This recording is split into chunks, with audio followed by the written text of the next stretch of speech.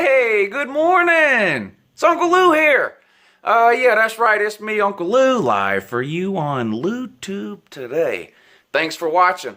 I put this off as long as I could because, honestly, I've gone back and forth on this game.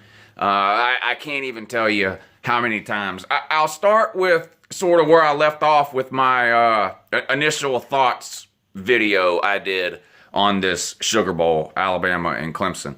My initial thoughts on this game was Clemson is the better team, but Alabama, with a month to prepare and a chance to get some of their injuries taken care of, their players healed up, could be an equalizer type thing. That was sort of where I started 3 or 4 weeks ago when I started looking at this game. And since then, I've literally gone back and forth on my pick between Alabama and Clemson probably a dozen times. But this is it. We're out of time. I got to make an official prediction on this game, and that's what I'm going to do right now.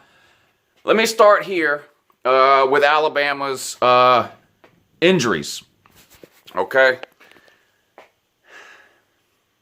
I can't really believe anything that Saban or anything official that you hear or don't hear out of Alabama. And I don't blame them for doing that either. Why give Clemson any more information than you need to? So even if they say somebody's playing, I'll believe it when I see it. If they say somebody's not playing, I'll believe that when I see it. But I talked with a few Alabama fans this morning, and I guess the consensus, best I can tell, Hamilton, Jones, and is it Moses, are not playing. Minkah Fitzpatrick is playing and is 100% healthy. That's sort of the closest I can get to any real information or best guesses or anything like that. Now, obviously, the healthier Alabama is, especially at the linebacker position, the better off they'll be. They were absolutely devastated the last month or so of the season with injuries at the linebacker position. And then with Minkah going down in the secondary, we saw what happened to them in the Auburn game. Clemson, on the other hand, seems to be really, really hot since that loss to the Fruit about halfway through the season. They went on the road on a Friday night, I think it was, and lost to Syracuse up north there, and have been pretty hot since then. Kelly Bryant's been playing pretty good. I still have some questions about how Kelly Bryant will perform against an elite defense. If you look at Clemson's schedule, they played a few pretty good defenses. The best defense they played was probably Auburn, and they scored 14 points. I do not think 14 points will be enough to beat Alabama in this game. I still think Clemson is the better team all around. I still think it's very dangerous to play Nick Saban with a month to prepare. This is a really hard game to pick for me, and I'm trying to do this without trashing either team, really, which is hard for me to do. Jalen Hurts. Well, who has the advantage at quarterback, Clemson or Alabama? I think running-wise, you got to give it to Jalen Hurts, even though Kelly Bryant can hurt you with his legs too. But Jalen Hurts has done it, I think, more consistently. And, of course, he's been around for a couple of years, whereas this is Bryant's first year, first time on a big stage like this. My issue with Jalen Hurts, in my opinion of him, has not changed. I do not think he's a good quarterback. In fact, I don't think he's a quarterback at all. I think he's a running back who they're forcing to play quarterback. He's a little bit better than Blake Sims running the ball, but I think Blake Sims, as bad as he was a better passer than Jalen Hurts. And my biggest issue with Jalen Hurts, and I think Nick Saban is partly to blame for this, I think they beat into this guy's head, Jalen Hurts, so much, don't turn the ball over, don't turn the ball over, don't turn the ball over, that the kid is literally scared to throw the ball. A lot of times this year I was watching Alabama, and I would see pass plays where it seemed like Hurts should have thrown the ball. Was the guy wide open or something? No. But maybe he had a half a step, whatever. And it just seems like he hesitates and is too quick to take off running. And I know he's a great runner, but to win a big-time game like this, I think Hurts is going to have to take some chances throwing the ball. That may mean he throws an interception. If Alabama can't convert third downs, which is what killed them against Auburn and really what killed them against Clemson last year even in the championship game, I don't think they can win this game. So if you're an Alabama fan, are you willing to live with a turnover or two from Hurts if that also means that he takes some chances and converts some third downs by actually throwing the ball and instead of just getting nervous and taking off running because he's scared to death of Nick Saban and the threats of how don't turn the ball over?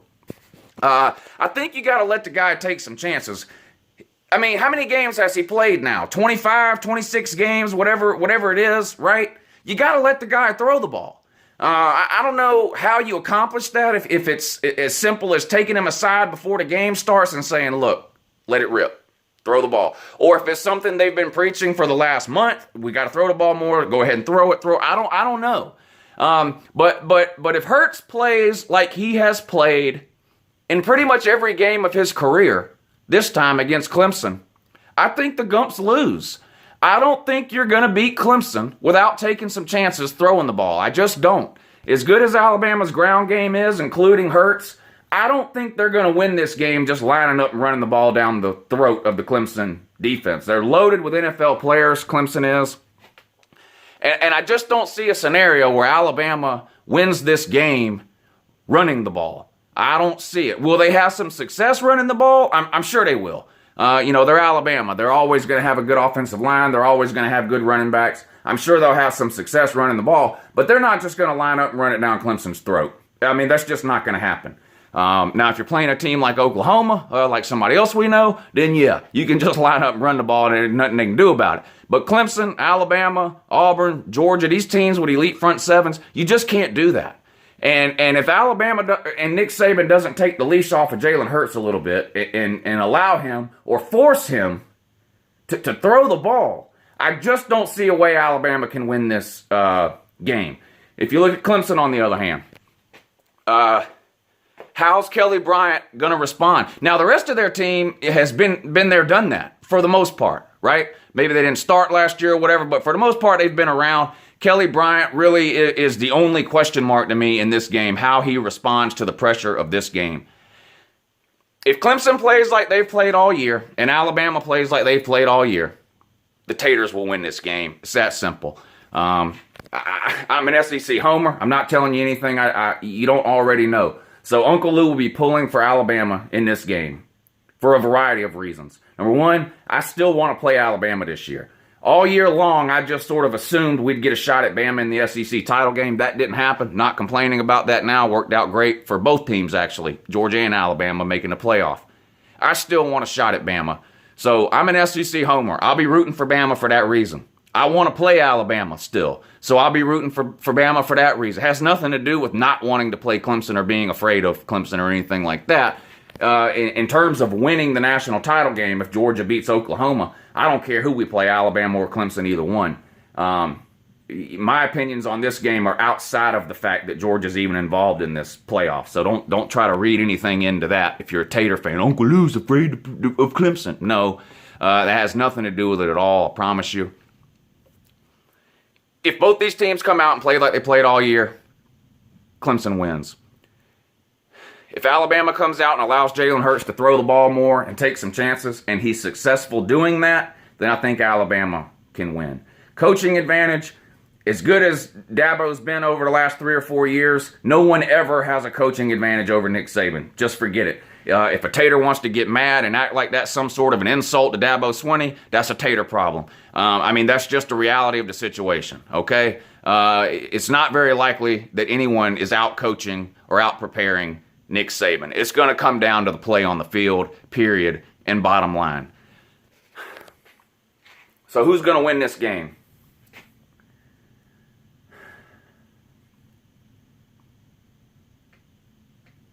I'm picking Clemson. I just think they're going to be too much for Alabama in this game.